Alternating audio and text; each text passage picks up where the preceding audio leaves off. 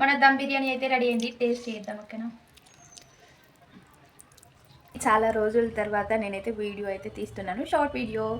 ఈరోజు అయితే నాకు బిర్యానీ తినాలని ఉంది. నేను ఆల్రెడీ కర్రీ అయితే ప్రిపేర్ చేసిన, కానీ దాంతో మనం బిర్యానీ అయితే రెడీ చేసుకొని తిందాం, అది కూడా దమ్ బిర్యానీ. ఓకేనా? మటన్ ఏ బౌల్లో అయితే ప్రిపేర్ చేశానో అదే బౌల్ తీసుకుంటున్నా దమ్ కోసం. కర్రీపై అయితే రైస్ లేయర్ లాగా అయితే వేసేసుకుందాం.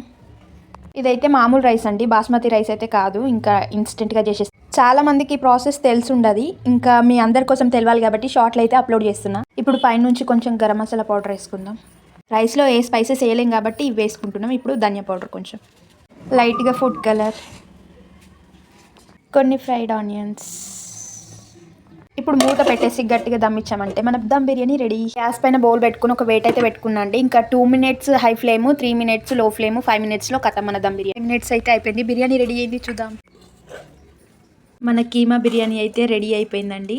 టేస్ట్ అయితే సూపర్ అయిందండి, స్మెల్ బాగుంది. ఒకసారి టేస్ట్ చేసి చూద్దాం.